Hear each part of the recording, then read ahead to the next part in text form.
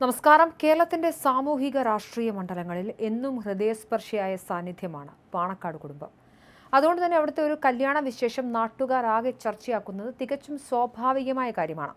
മുസ്ലിം league Malappuram ജില്ലാ പ്രസിഡന്റും SKSF സംസ്ഥാന നേതാവുമായ പാണക്കാട് സയ്യിദ് അബ്ബാസ് അലി ശിഹാബ് തങ്ങളുടെ മകൻ സയ്യിദ് രാജിഹ് അലി തങ്ങളുടെ വിവാഹ സൽക്കാരമാണിപ്പോൾ സോഷ്യൽ മീഡിയയിലെ ചില ആളുകളുടെ പ്രധാന ചർച്ചാ വിഷയം.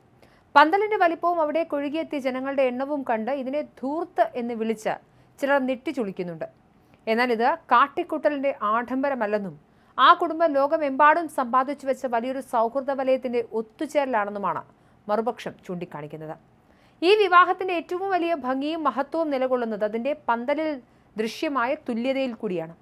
നമ്മുടെ നാട്ടിലെ പല പ്രമുഖരുടെ കല്യാണങ്ങളിലും പണമുള്ളവർക്കും VIP-കൾക്കുമൊക്കെ പ്രത്യേക AC റൂമും വിഭവസമൃദ്ധമായ ഭക്ഷണവുമൊക്കെ നൽകുമ്പോൾ സാധാരണക്കാരായ മനുഷ്യരെ പന്തലിന്റെ കോണിലേക്ക് മാറ്റി നിർത്തുന്ന വിവേചനത്തിന്റെ കാഴ്ച സാധാരണയായി കാണാറുണ്ട്.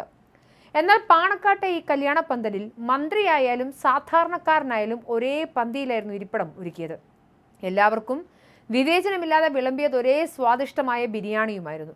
വലിയവനെന്നോ ചെറിയവനെന്നോ ഉള്ള യാതൊരുവിധ വേർതിരിവുമില്ലാതെ വരുന്നവരെല്ലാം ഒരുപോലെ നെഞ്ചേറ്റുന്നതാണ് പാണക്കാട് തങ്ങന്മാരുടെ യഥാർത്ഥ മഹത്വമെന്ന് അനുകൂലികൾ ഒന്നടങ്കം സാക്ഷ്യപ്പെടുത്തുന്നു.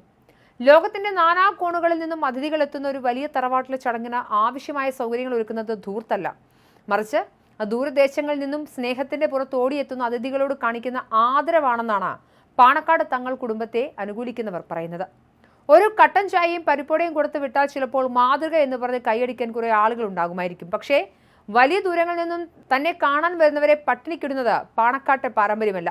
ബിരിയാണി ചെമ്പിന്റെ വലിപ്പമല്ല ഇവിടെ നോക്കേണ്ടത്, മറിച്ച് പാണക്കാട്ടെ സ്നേഹത്തിന്റെ ആഴമാണ് ഇവിടെ അളക്കേണ്ടതെന്നാണ് അനുകൂലികൾ വിമർശകർക്ക് മറുപടിയായി പറയുന്നത്. സംസ്ഥാന രാഷ്ട്രീയത്തിൽ മറ്റെവിടെയും കാണാൻ കഴിയാത്ത ഒരു അപൂർവ ഒത്തുചേരലിനു കൂടിയാണ് ഈ വിവാഹപ്പന്തൽ സാക്ഷ്യം വഹിച്ചത്. കക്ഷി രാഷ്ട്രീയ സംഘടനാ വ്യത്യാസങ്ങൾ പൂർണ്ണമായും മറന്ന് CPM-ഉം BJP-യും RSS-ഉം ജമാഅത്തെ ഇസ്ലാമിയും AP-യും EK-യും എല്ലാം ഒരേ വേദിയിൽ ഒന്നിച്ച് കൈകോർത്തു നിന്നു എന്നത് ഈ വിവാഹ സൽക്കാരത്തിന്റെ ജനകീയത വ്യക്തമാക്കുന്നു. എന്നും ജനങ്ങൾക്കൊപ്പം നിൽക്കുന്ന, വലിയവനെന്നോ ചെറിയവനെന്നോ നോക്കാതെ എല്ലാവരെയും ഒരുപോലെ കാണുന്ന പാണക്കാട് കുടുംബത്തിന്റെ ഈ ഒരുമ തന്നെയാണ് എന്നും കേരളത്തിന്റെ യഥാർത്ഥ അഭിമാനമെന്നും അനുകൂലികൾ സോഷ്യൽ മീഡിയയിലെ വിമർശനങ്ങൾക്ക് കനത്ത മറുപടി നൽകിക്കൊണ്ട് വ്യക്തമാക്കുന്നു.